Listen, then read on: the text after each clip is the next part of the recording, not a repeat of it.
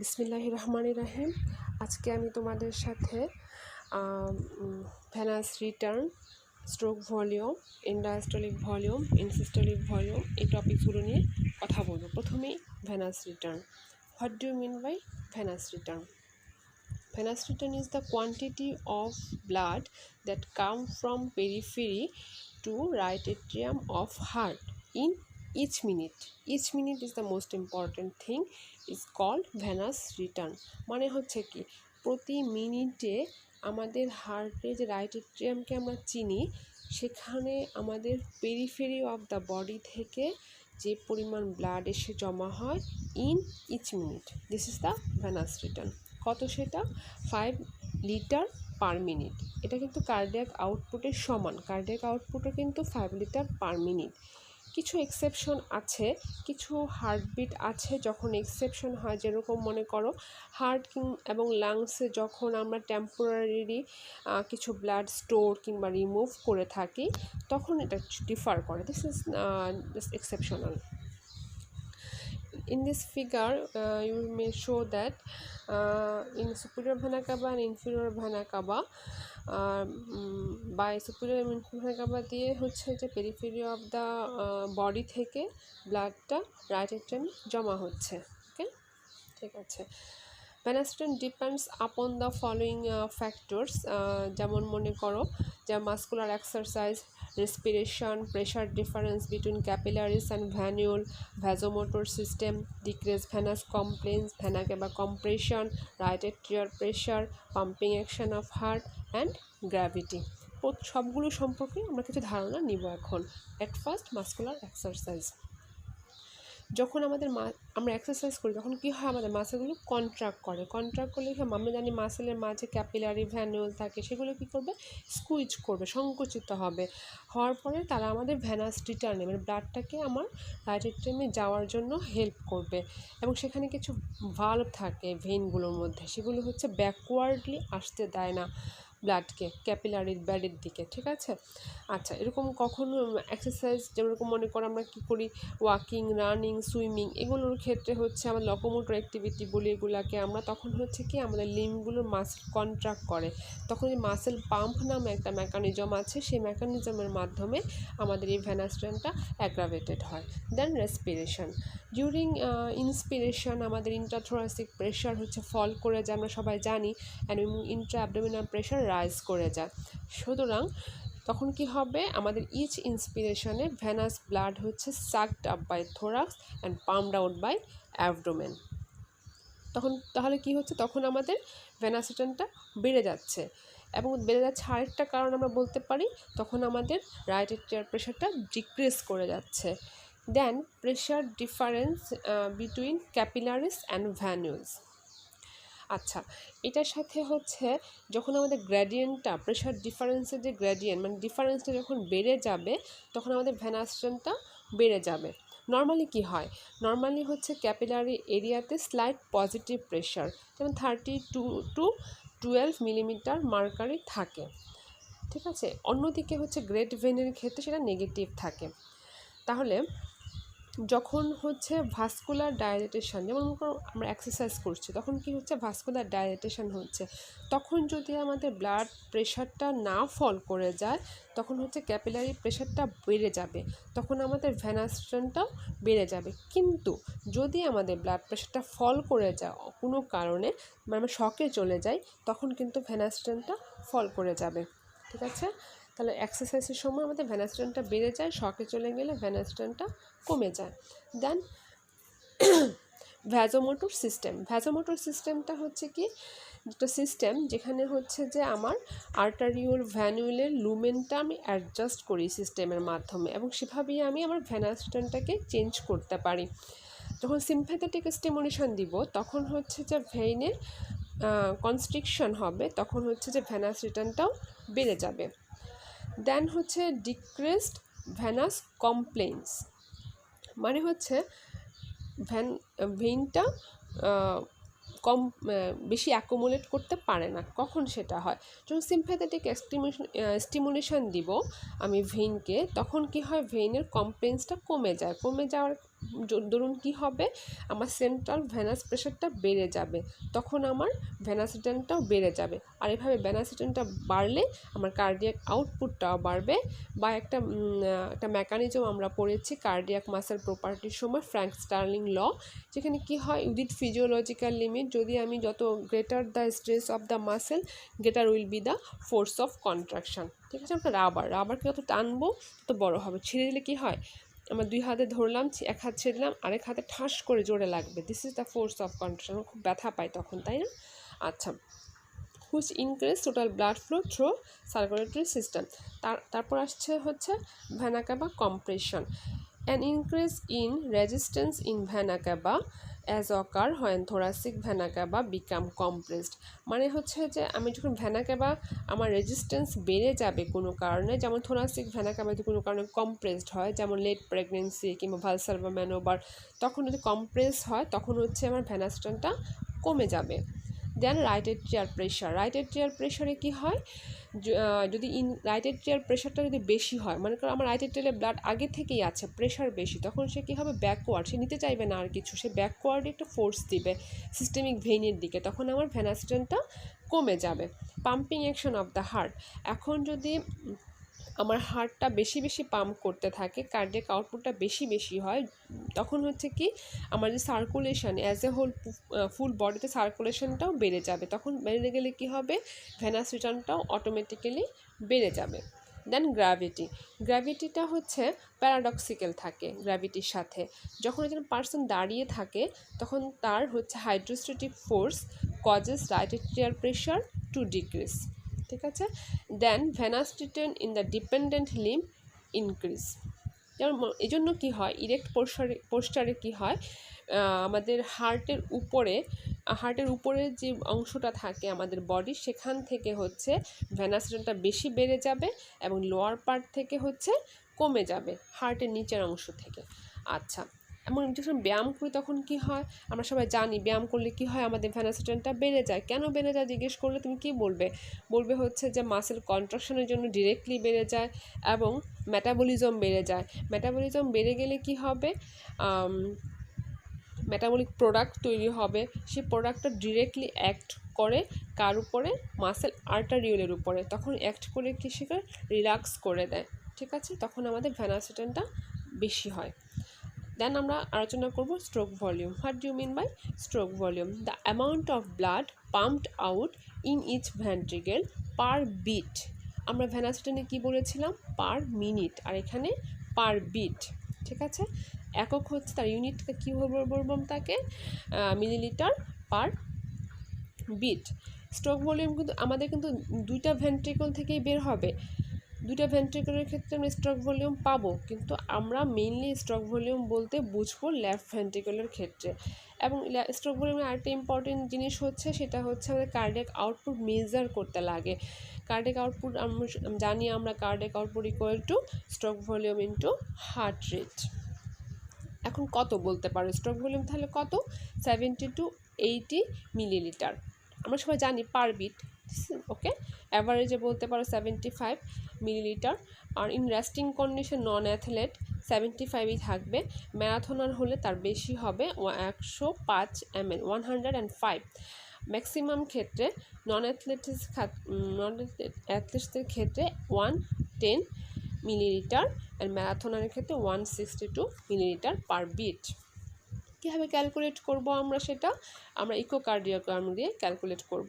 কীভাবে করব, যে আমাদের যে ব্লাড এসে জমা হলো, ভেন্ট্রিকল এসে জমা হলো ইন ডায়াস্টোলের সময়, সেখান থেকে যখন জমা হওয়ার পরে পুরোটা জমা হলো, পুরো ফুল হয়ে গেল, সেখান থেকে যখন মাসেল কন্ট্রাক্ট করবে পুরোটা খালি হয়ে গেল, এমটি হয়ে গেল।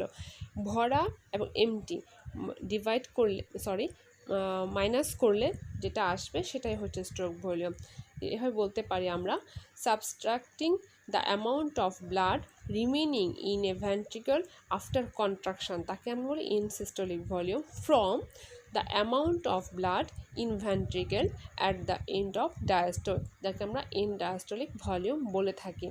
আচ্ছা, নর্মালি হচ্ছে ইন কেস অফ মেন আমরা এখানে স্ট্রোক ভলিউম ওমেন থেকে একটু বেশি পাবো, কেননা তাদের হার্টের সাইজ অল্প বেশি থাকে, বড় থাকে।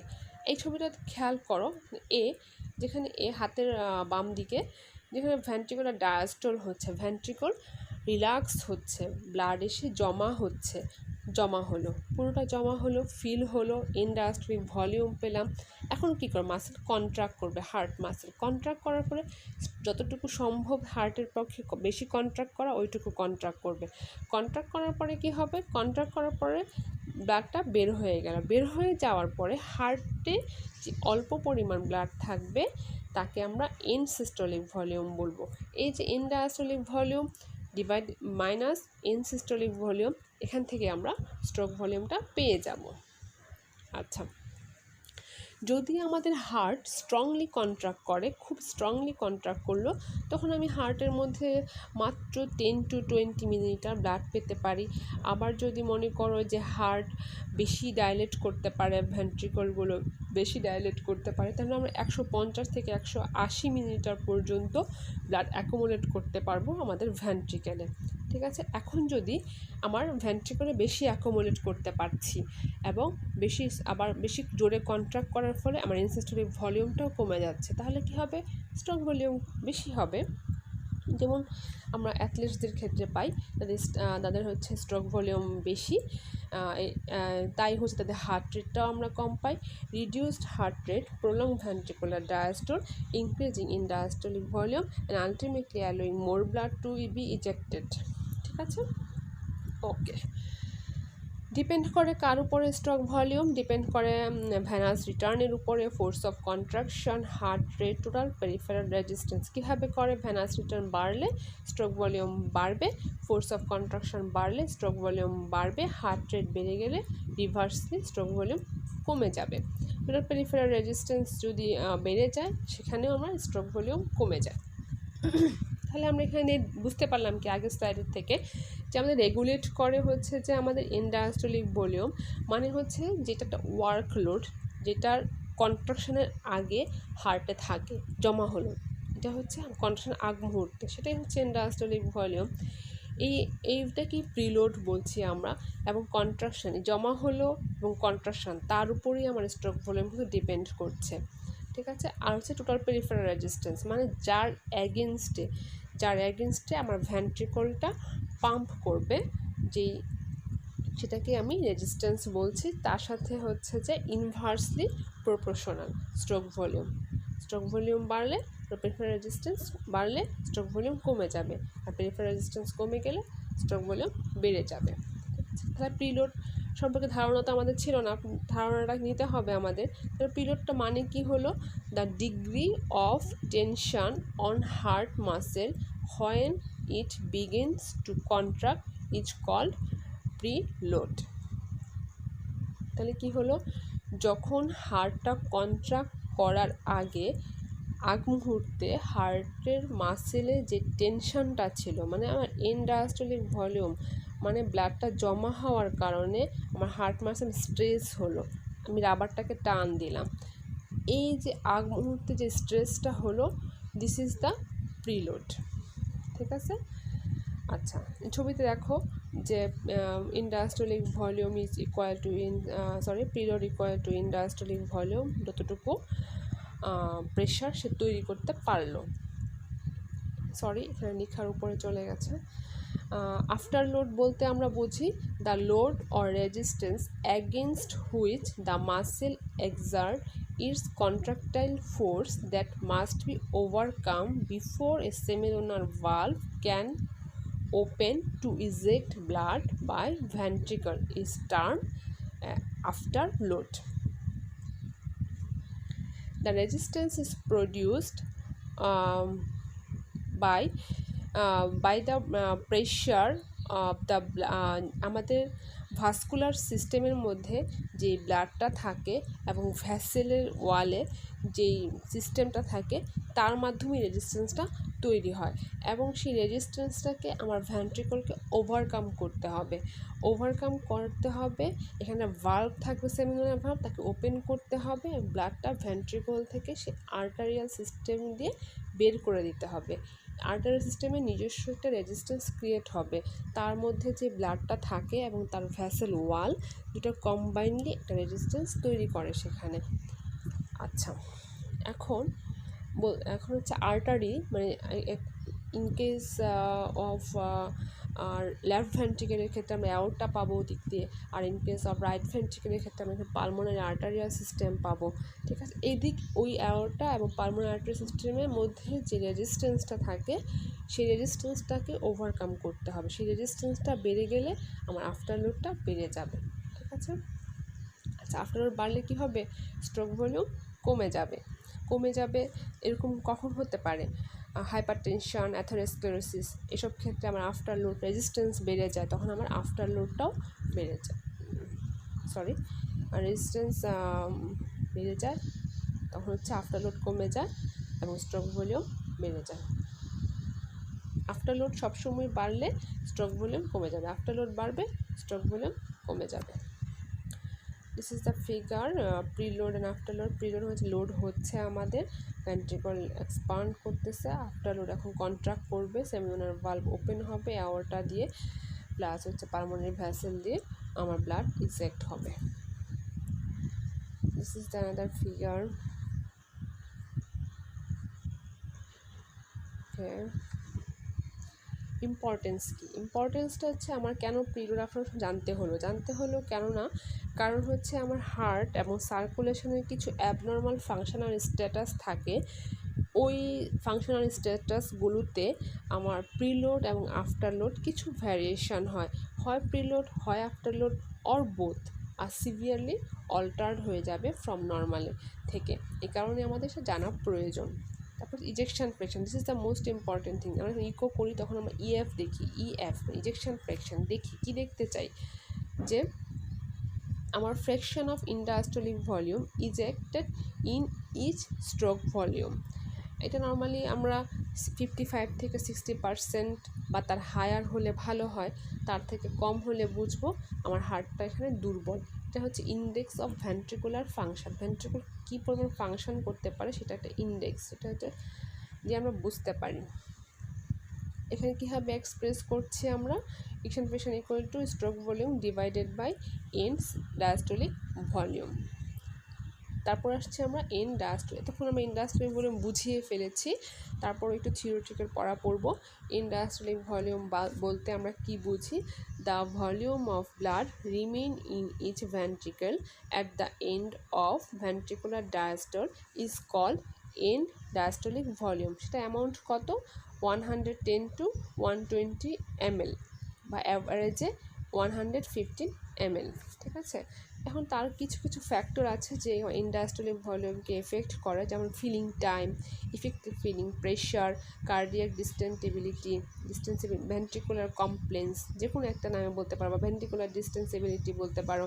তারপর হচ্ছে atrial contraction, intrapericardial pressure, venous return, ejection fraction, total blood volume, constriction of vein, standing position, এগুলো সবগুলোই হচ্ছে আমার এন ডায়াস্টোলিক ভলিউমের ক্ষেত্রে এফেক্ট আছে, এবং সবগুলো আমরা অল্প অল্প করে এখন একটু দেখব। ফিলিং টাইম, যখন আমাদের ফিলিং টাইম বেড়ে যাবে এন ডায়াস্টোলিক ভলিউমও বেড়ে যাবে, হার্ট কী হয়? যদি আমাদের কোনো হার্ট রেট বেড়ে যায় তখন কী হয়? হার্ট বারবার বিট করতেছে, ফিলিং টাইমটা আমরা কম পাচ্ছি, তখন কী হবে? আমাদের এন ডায়াস্টোলিক ভলিউমটাও কমে যাবে। ইফেক্টিভ ফিলিং প্রেশার বলতে কী বলতে চাচ্ছি আমরা? It is the pressure gradient between inside and outside the ventricle.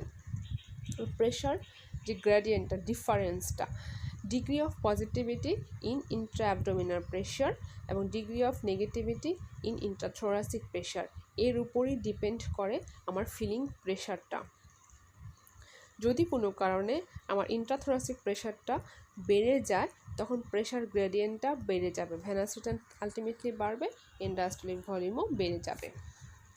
তারপর হচ্ছে কার্ডিয়াক ডিস্টেন্সিবিলিটি বা ভেন্ট্রিকুলার কমপ্লেন্স। ডিস্টেন্সিবিলিটি বলতে কী বুঝি? যে কোনো একটা হলো অর্গান, খালি একটা অর্গান, তার একটা প্রপার্টি থাকে, সে কতটুকু এক্সপান্ড করতে পারবে, ডিস্টেন্ড করতে পারবে, দিস ইজ দ্য ডিস্টেন্সিবিলিটি। ঠিক আছে, এখন যদি ভেন্ট্রিকলটা ফিল হয়ে যায় তখন কি হয়? তা ইলাস্টিক যে ফাইবারগুলো তাই স্ট্রেস হয়, স্ট্রেস হয়ে গেলে তো আর ডিস্টেন্ড করতে পারবে না। যেমন মায়োকার্ডিয়াল ইনফার্কশন, ইনফিলট্রেটিভ ডিজিজ এবং আদার অ্যাবনর্মালিটিসে ভেন্ট্রিকুলার স্টিফনেসটা বেড়ে যায়। তখন কি হয়, ভেন্ট্রিকুলার কমপ্লেন্সটা কমে যায়, তখন আমাদের ডিক্রিজ ভেন্ট্রিকুলার ফিলিং হয়, ইন্ডায়াস্টলিক ভলিউমটাও ডিক্রিজ করে যায়। অ্যাট্রিয়াল কন্ট্রাকশন যখন বেশি হবে, আমরা বুঝতেই পারছি অ্যাট্রিয়া থেকে ভেন্ট্রিকুলারে ব্লাড আসবে, অ্যাট্রিয়াল কন্ট্রাকশন বেশি হলে আমার ইন্ডায়াস্টলিক ভলিউমটা বেড়ে যাবে। তারপর হচ্ছে ইন্ট্রাপেরিকার্ডিয়াল প্রেশার, কোনো কারণে ইন্ট্রাপেরিকার্ডিয়াল প্রেশার বেড়ে গেলে তখন হচ্ছে নিচের মধ্যে প্রেশারটা বেশি, তখন হচ্ছে ইন্ডায়াস্টলিক ভলিউমটা বাড়তে পারবে না, ডিক্রিজ দ্য ইন্ডায়াস্টলিক ভলিউম। কিন্তু ভেনাস রিটার্ন বাড়লে ইন্ডায়াস্টলিক ভলিউম বাড়বে। ইজেকশন ফ্র্যাকশন আমরা আগেই জানি যে আমাদের ইন্ডায়াস্টলিক ভলিউম একটা পার্সেন্টেজ, যেটা হচ্ছে ইচ স্ট্রোকে ইজেক্ট করে, সেটাকে আমরা ইজেকশন ফ্র্যাকশন বলছি। ইজেকশন ফ্র্যাকশন বাড়লে হচ্ছে ইন্ডায়াস্টলিক ভলিউমটা কমে যাবে। এখন ব্লাড ভলিউমের সাথে ডিরেক্টলি প্রপোর্শনাল থাকবে। ব্লাড ভলিউম বাড়লে ভেনাস রিটার্ন বাড়বে, ভেনাস রিটার্ন বাড়লে ইন্ডায়াস্টলিক ভলিউমটা বেড়ে যাবে। কনস্ট্রিকশন অফ দ্য ভেইন, যখন আমাদের ভেইনটা কনস্ট্রিক্ট করবে তখন কি হয়, আমাদের যেখানে ভেনাস যে রিজার্ভারগুলো আছে সেখানে রিজার্ভার থেকে ব্লাডটা সে নিয়ে নিলে কী হবে, আমার ব্লাডটা বেশি রিটার্ন করবে, ভেনাস রিটার্ন বেশি বেড়ে যাবে, তখন কি হবে, ইন্ডায়াস্টলিক ভলিউম বেড়ে যাবে। আর হচ্ছে স্ট্যান্ডিং পজিশন, প্রলং স্ট্যান্ডিংয়ে আছে আমরা এখন, তখন হচ্ছে যে আমার ভেনাস পুলিং হয়ে যাবে, যেখানে ভেনাস রিজার্ভার আছে সেখানে ব্লাড জমা হয়ে যাবে, জমা হলে কি হবে, আমার ভেনাস রিটার্নটা বাড়বে না, কমে যাবে, তখন কি হবে, আলটিমেটলি ইন্ডায়াস্টলিক ভলিউমটাও কমে যাবে। এখন influence of end diastolic volume on stroke, আমি এতক্ষণ বুঝে গেছি আসলে যে ইন্ডায়াস্টলিক ভলিউমটার কী ইনফ্লুয়েন্স আছে আমার স্ট্রোক ভলিউমের উপরে কি আছে। যদি কোনো কারণে ইন্ডায়াস্টলিক ভলিউম বেড়ে যায়, মানে ভেন্ট্রিকলটা ফিল আপ হয়ে যায় বেশি, মায়োকার্ডিয়াল লেন্থ বেড়ে যাবে, ফোর্স অফ মায়োকার্ডিয়াল কন্ট্রাকশন বেড়ে যাবে, এটা আমরা ফ্র্যাঙ্কস্টার্নিং ল মাসেল প্রপার্টিস হিসেবে জানি, তখন আমাদের স্ট্রোক ভলিউমটাও বেড়ে যাবে। Insystolic volume, what do you mean by insystolic volume? The volume of blood remain in each ventricle at the end of systole is called insystolic volume. কত সেটা 40 to 50 ml আমরা বলে থাকি। কি ফ্যাক্টরের উপর ডিপেন্ড করে, ফোর্স অফ কন্ট্রাকশনের উপর ডিপেন্ড করে, প্রেশার লোডের উপর ডিপেন্ড করে, মেইনলি হচ্ছে অ্যাওর্টা। যদি আমাদের ফিজিওলজিক্যাল লিমিটের মধ্যে অ্যাওর্টিক প্রেশার থাকে তাহলে আমাদের হার্ট পুরো ব্লাডটাকে ইজেক্ট করতে পারবে। যদি আমাদের অ্যাওর্টিক প্রেশারটা ফিজিওলজিক্যাল লিমিটের মধ্যে না থাকে তখন কিন্তু সে পুরো ব্লাডটাকে ইজেক্ট করতে পারতেছে না। যদি না আমি মায়োকার্ডিয়ামে যে টেনশনটা না বাড়াই তাহলে কিন্তু ইজেক্ট করতে পারবে না। ফোর্স অফ কন্ট্রাকশন বাড়লে স্ট্রোক ভলিউম বাড়বে। স্ট্রোক ভলিউম বাড়া মানে কি, সে বেশি করে ব্লাডটাকে ইজেক্ট করে দিচ্ছে, তখন কি হয়, আমার ভেন্ট্রিকলে ব্লাডটা কম থেকে যাচ্ছে, তখন আলটিমেটলি ইনসিস্টোলিক ভলিউমটা কমে যাবে। প্রেশার লোড কি হয়, প্রেশার লোড যদি বেড়ে যায় স্ট্রোক ভলিউম কমে যাবে, ইনসিস্টোলিক ভলিউম কমে যাবে।